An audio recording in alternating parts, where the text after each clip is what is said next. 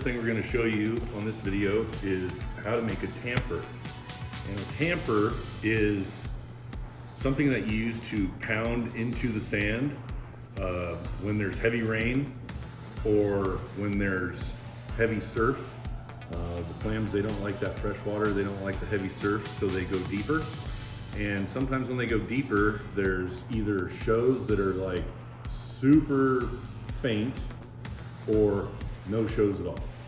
And so, especially with night digs, a tamper is something that you should always have in your arsenal. So we've gone clamming before we knew about the tamping thing and just struck out. So what we've got here, and then when we've gone with the tamper, we've limited. And so what we've got here is we've got some PVC. This is 1 inch and a 1 inch cap. And then we've got a 1 inch fitting that has a sleeve that goes on to the end of the PVC, and then a cap. And so the cap, I've drilled that out with I think that's a 3/16 hole, and I've got some paracord. So the paracord will go through here. Okay, so let's just put this together here real quick. We've also got a clip. The paracord will tie to a clip, then it will fasten to one end of the tamper. So then you can clip the tamper to your belt. And so when you find a show and you're digging a hole, you can just throw your tamper down and it doesn't get drug off in the surf if a wave comes up. So, all right, so we're going to just put this together here real quick.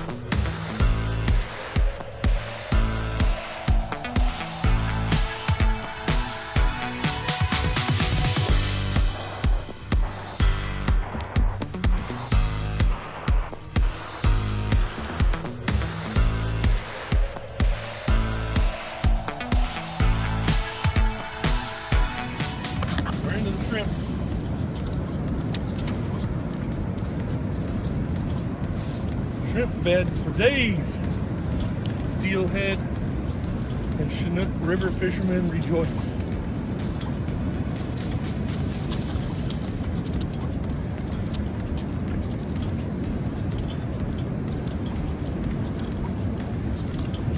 How do you know that's shrimp? Those are shrimps. That one might be a clam. There's probably a few clams mixed in, but these are definitely shrimp threads. Those are the brown stuff. I don't know. Algae, mud. Yummy stuff for clams to eat.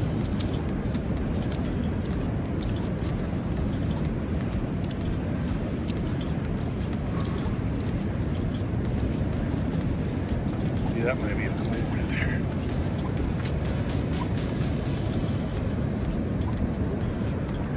Remnants. Somebody's been digging.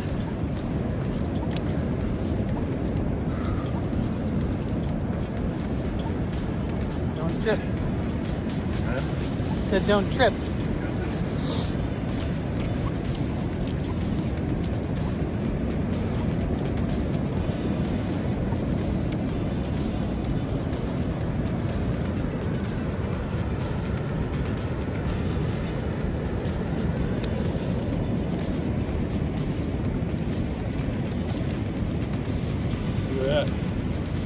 Right there's a big old show.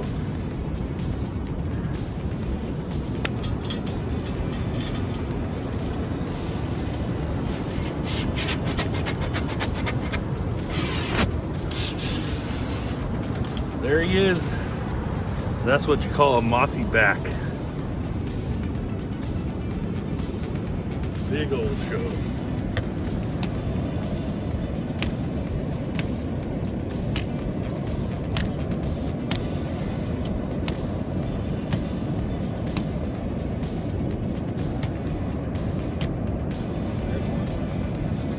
Right there.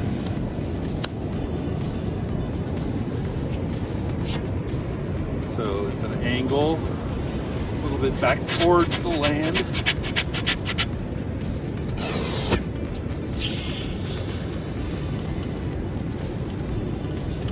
There she blows. Another nicey, another nice one.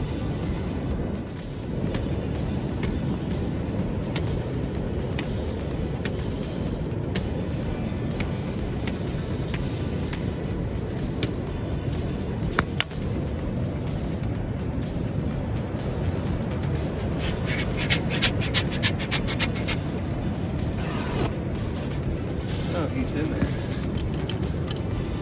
See him? Oh, he's digging.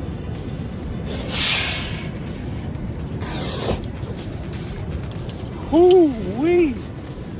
That's a big doggy. Nice. That is big.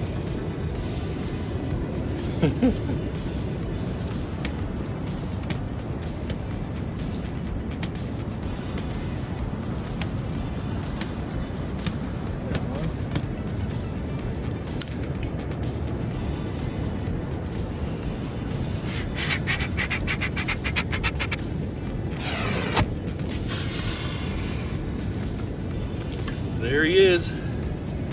Woohoo! Man, that's a big one. Nice.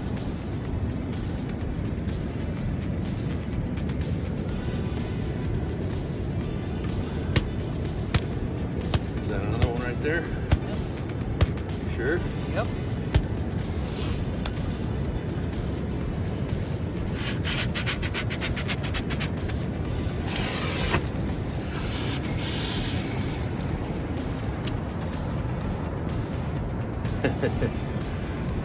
Nice.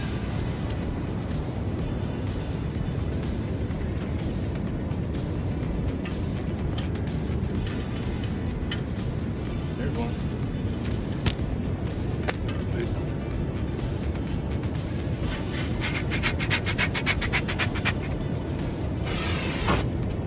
You know, as we walk through there and tamped and come back through, and then they show. So sometimes it's a little patience. That's all it is.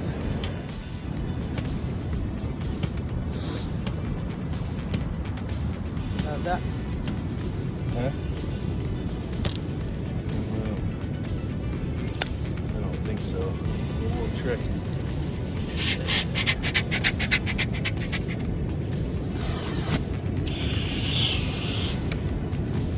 There he is. Little guy.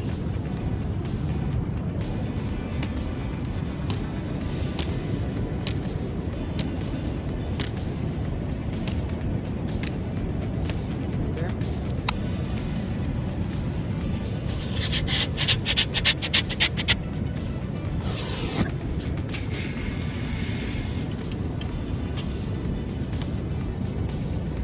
Wow. Big. About this. Yep.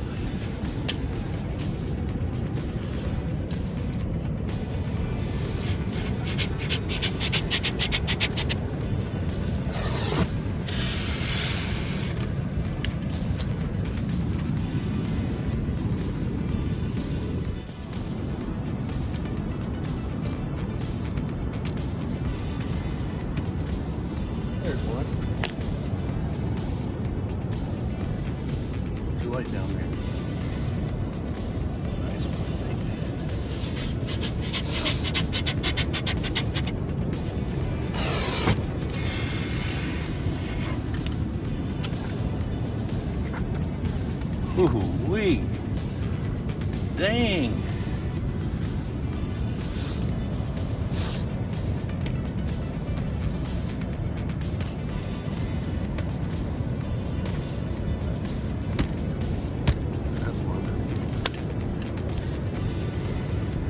He's like, no, you found me.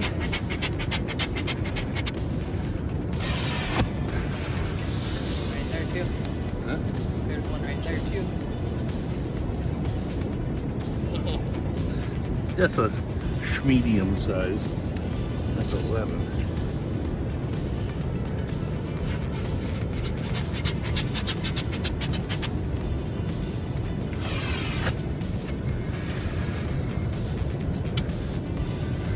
Nice one. Well, those are Tamper spots. Yeah. Come on.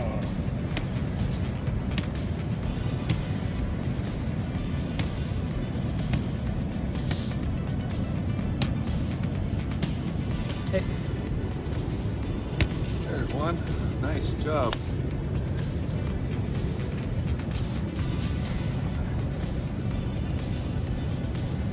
Like that over the hole. Oh, what's this? Super Coop Jupers Claminator with that foul. Wow, nice one.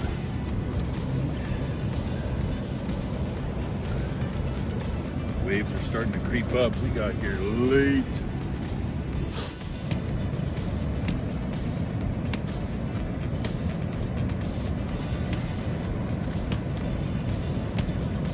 There's one.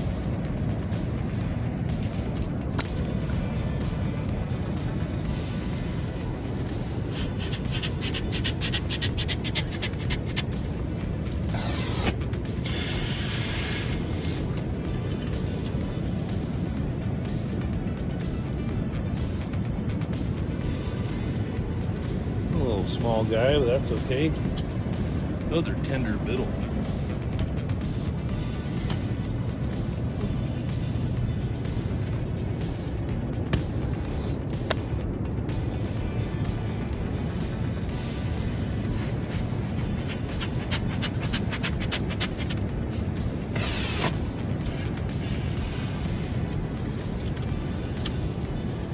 Nice neck, nice bigger. All right, my turn.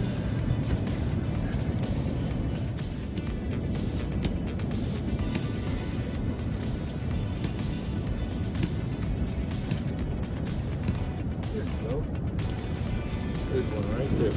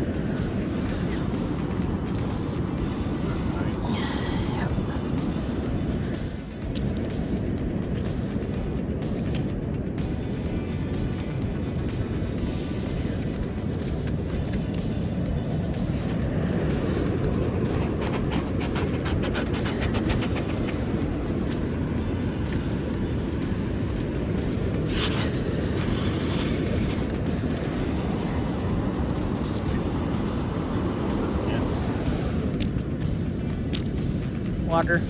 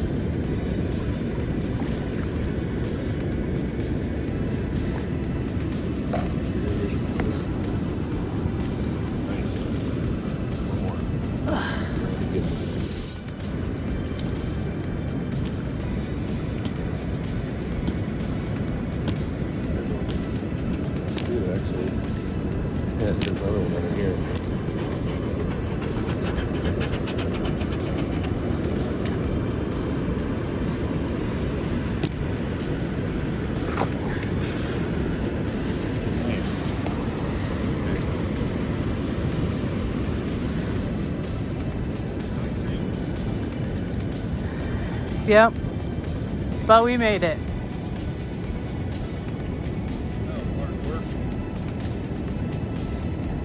Yeah, right there at that last one there was 2. Yeah, I can't use her gun. Huh? I said I can't use her gun. 2 tall. Yeah. Good.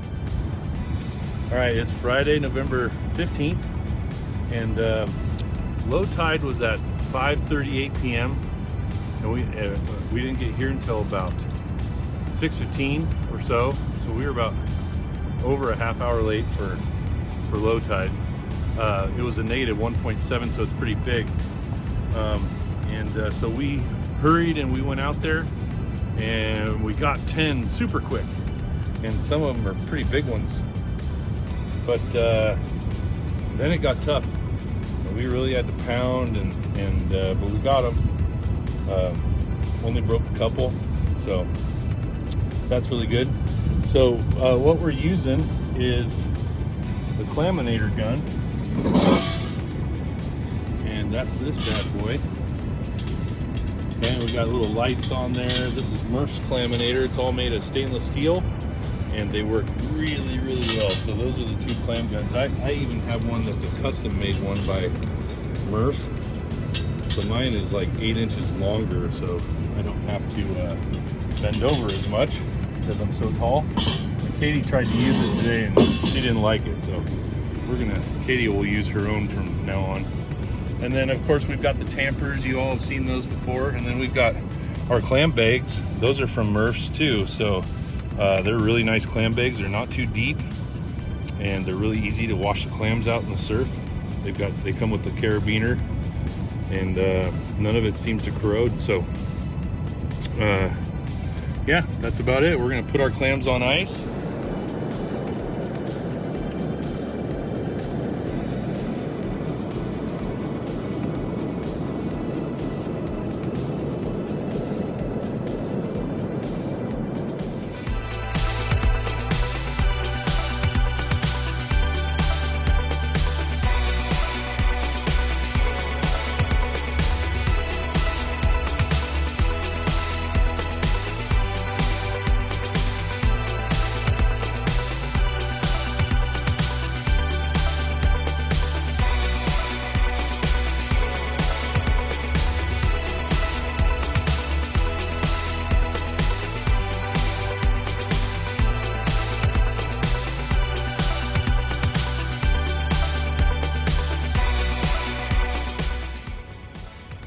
Okay, it's time to clean these babies. So we're just gonna, these been on ice all night, and they're still alive. Poor little guys, but they're not gonna be alive for long. So we're just gonna take them and put them in the sink and rinse the rest of the sand that we didn't get out of the bags last night down the sink. And make sure we get all the sand out, especially as much as we can out of the ones that we kind of butchered. So when I get these rinsed, then we are going to blanch them to get the clam bodies separated from the shells. And I know that there's other ways to separate the bodies without the blanching. Some people like it, some people don't. For me, it works. It's convenient, and I don't seem to find that our clams are rubbery or anything like that when we cook them. So anyways, we'll get these rinsed, and then we'll be right back, and we'll show you how to blanch them and get them cooled down real quick after we do. Okay, so what we've got here is about half of our clams from yesterday. As you can see, we got some really nice ones. That was out at Copalis Beach.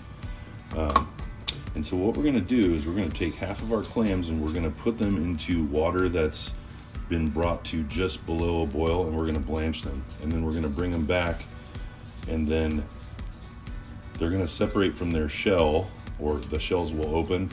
We're gonna put the clams back into the colander and then drain the water, and then get them back over to ice water bath to cool them down real quick. So here we go. Whoa, that's not good. Careful. One little rascal got away.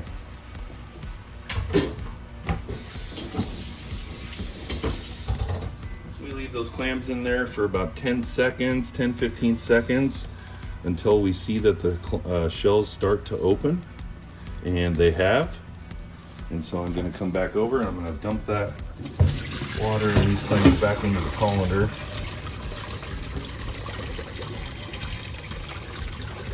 As fast as I can here.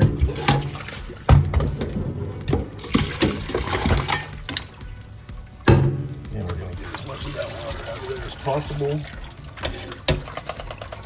And get those clams right into that'll stop any cooking process or whatever's going on there. And as you see, these are already, the shells come right open. And if you just put your finger right on the spine, just like that, it comes right out. You get all the muscle and a beautiful clam.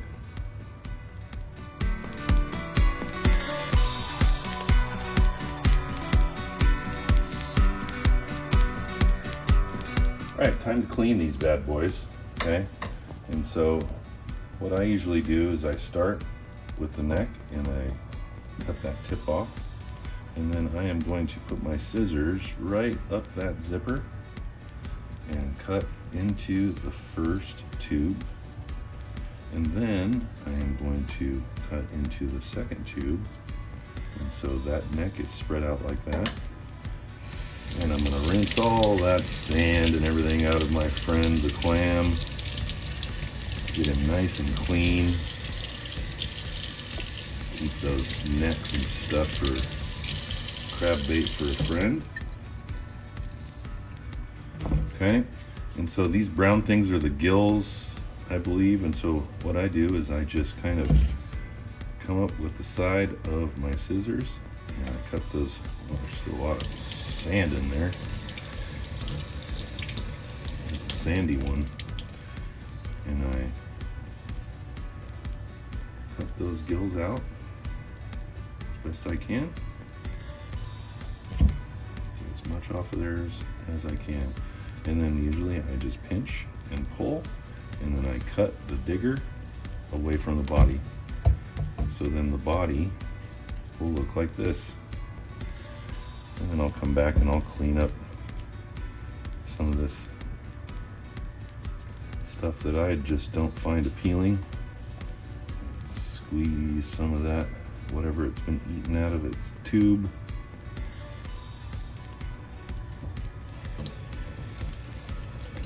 And that's what the body of a clam looks like when Eric cleans them. A little bit more on the bottom there.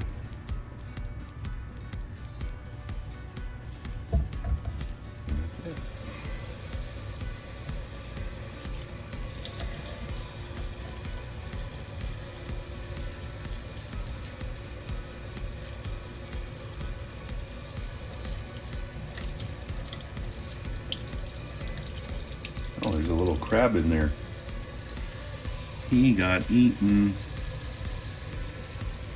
Or maybe not. Maybe he was just a rider.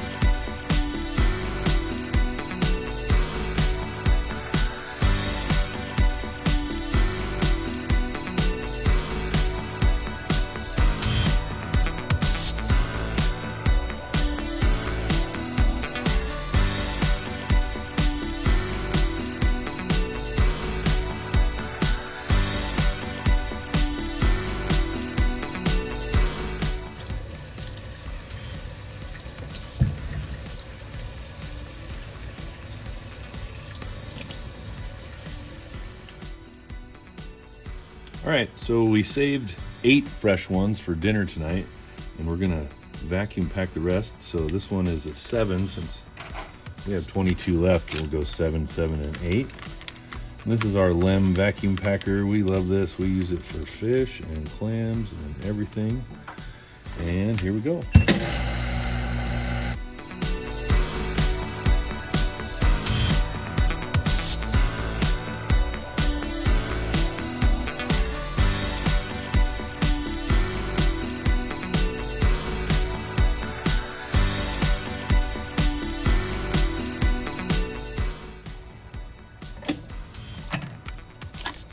And there it is.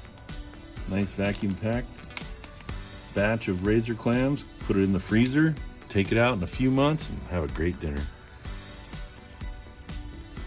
All right, now we come to the fun part where we're gonna bread our clams for tonight's dinner. So I've cracked 2 eggs. I'm just gonna whip those up real quick.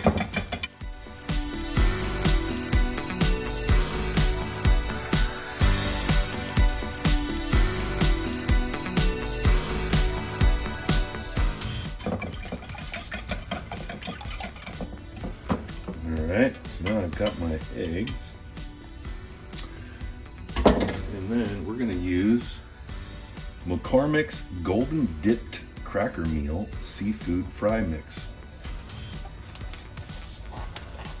And my buddy Rick told me about this. But you can use breadcrumbs, or what else can you use, babe?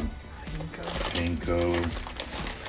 But this seems to be really good. This fries up nice and crispy. Okay, so we only have 8 clams, so I'm only just gonna give about half of this box. And then I'm gonna do some coarse black pepper. And I just do this by hand. I don't measure anything, it's just by sight. I'm gonna give it some garlic, granulated garlic, and some granulated onion. And then a little bit of Johnny's. Okay, I'm going to take and mix all of that up.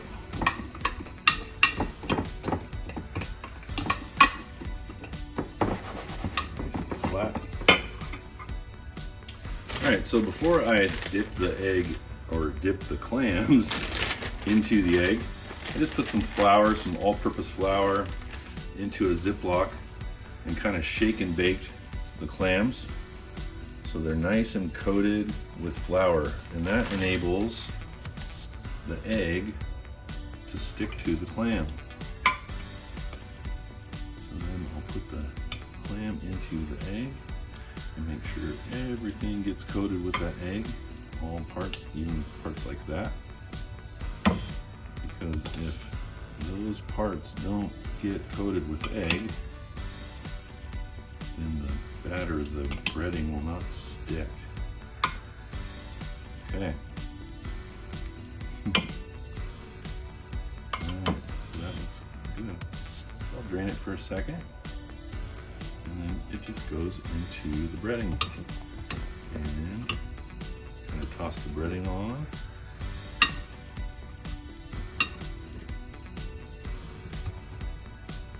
Flip it over a couple of times, make sure we're all coated with all that goodness. And then we'll shake it. And we're going to put it on this baking pan. And when we're done here, we're going to put these in the refrigerator for a few hours, get them nice and cold. And they seem to cook a lot better when they're cold. And the breading has time to really kind of glue up and really stick to the clam, and it kind of gels together.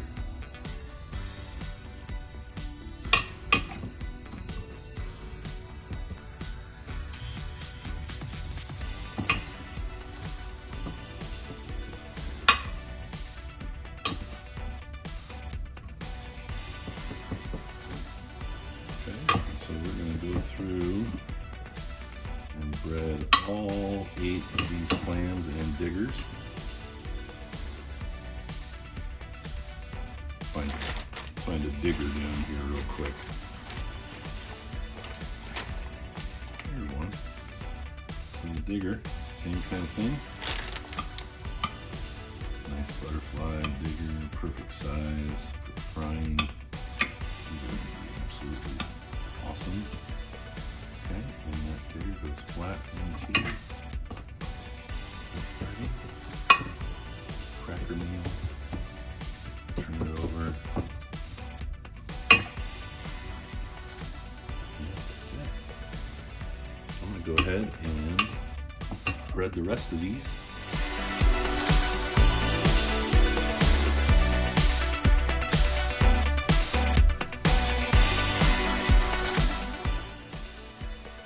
All right, we've got our nice little chef man all heated up. It's sizzling and waiting for our clams. So here we go. I know a lot of people like to pan fry those, but we got this snazzy little deep fryer at Costco and it works awesome. It's just, you don't cook them very long, that's for sure. So just nice and neat into the oil. Oops. I can get about 4 of them in there, big clams at a time. We're just going to let those cook. And you can see the first one here is already starting to float and starting to brown. And so we will flip them over here in about 30 seconds. And then we'll take them out. These are like the best clam strips that you ever had in your entire life. So if you're a fan of clam strips, then razor clams are absolutely for you. You see those are getting golden brown already, super quick, doesn't take long. The breading just looks awesome, totally sticking, nothing's coming apart.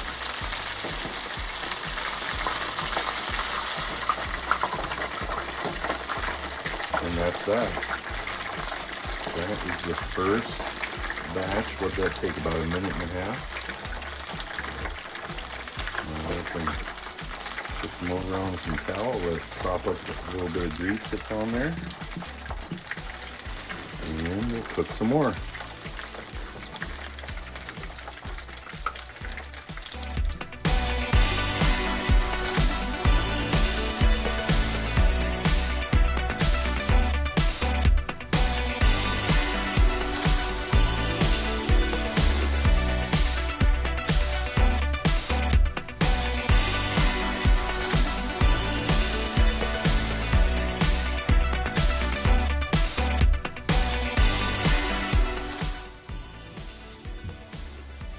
All right, we're ready. We got the surf and turf meal. We've got our awesome clams, a nice little petite filet mignon, and some green beans and a little baked potato with the works. And I always like Skipper's tartar sauce. For Katie, she likes ranch for her clams. So here we go.